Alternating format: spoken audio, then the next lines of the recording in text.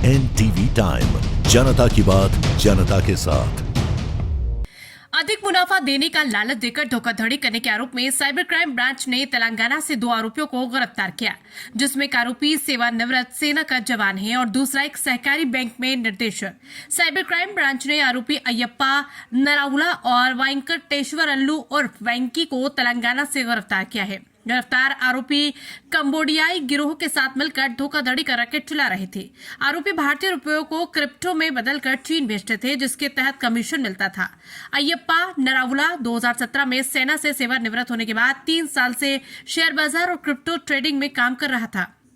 आरोपी वेंकटेश्वर लू उर्फ वेंकी पिछले 20 वर्षों से हैदराबाद में श्रीनिवास पद्मावती सहकारी शहरी बैंक लिमिटेड में निर्देशक था। साथ ही ये भी पता चला है कि वो पिछले 18 वर्षों से क्रिप्टो में निवेश पर कक्षाएं चला रहे।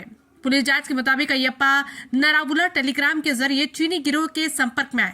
फिर सभी ने मिलकर अज्ञात व्हाट्सएप नंबरों के साथ शेयर बाजार में निवेश करने के लिए एक समूह बनाया और समूह में लिंक भेजकर शेयर बाजार में कम पैसे में ज्यादा मुनाफा मिलेगा।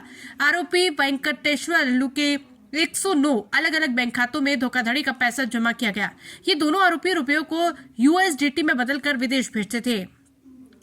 गौरतलब है कि बैंक धारकों को साइबर फ्रॉड के बारे में जानकारी नहीं होती। फिलहाल आरोपी को रिमांड पर लेने की कोशिश की जा रही। दोनों आरोपी साइबर क्राइम के 5 अन्य अपराधों में शामिल पाए गए। गुजरात अहमदाबाद से यज्ञेश गोस्वामी की रिपोर्ट। शेयर मार्केट में ज्यादा प्रॉफिट देने के नाम पर ठगी कर रहे थे।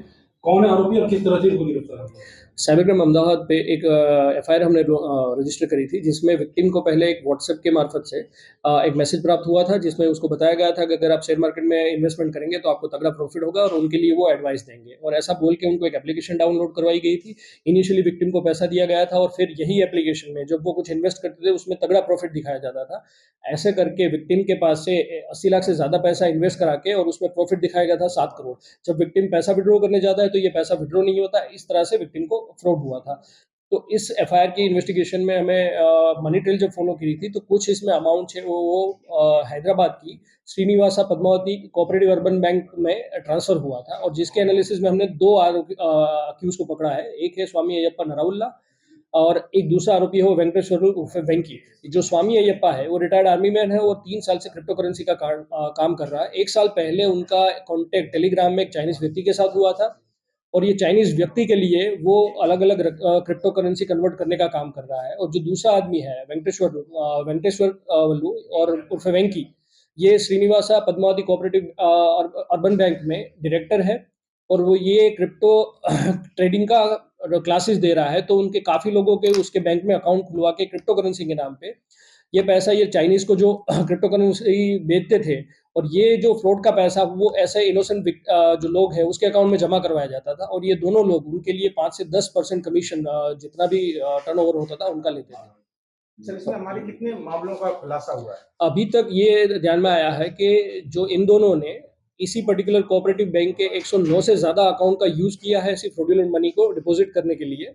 और उसमें national cyber crime registration portal पे अब तक 1182 कंप्लेन मिली है और हमारे अहमदाबाद साइबर क्राइम के 5 ऑफेंस है उसके में डिटेक्ट हुए और उस 5 में हमने उसको अरेस्ट किया है। सर, इनका किसी और विदेशी गैंग से ताल्लुक सामने आया? जैसे मैंने पहले बताया कि ये पूरे जो शेयर मार्केट इन्वेस्टमेंट स्कैम हो रहा है ये पूरा कंबोडिया से और वियतनाम लाओस जैसी कंट्री से हो रहा है। हमारे केस में जो हमें IP मिले वो कंबोडिया के हैं और जो स्वामी अयप्पा है वो टेलीग्राम में जिस व्यक्ति से कांटेक्ट में था वो एक चाइनीज व्यक्ति थी जिसके लिए वो क्रिप्टो करेंसी कन्वर्ट करने का काम कर रहा था।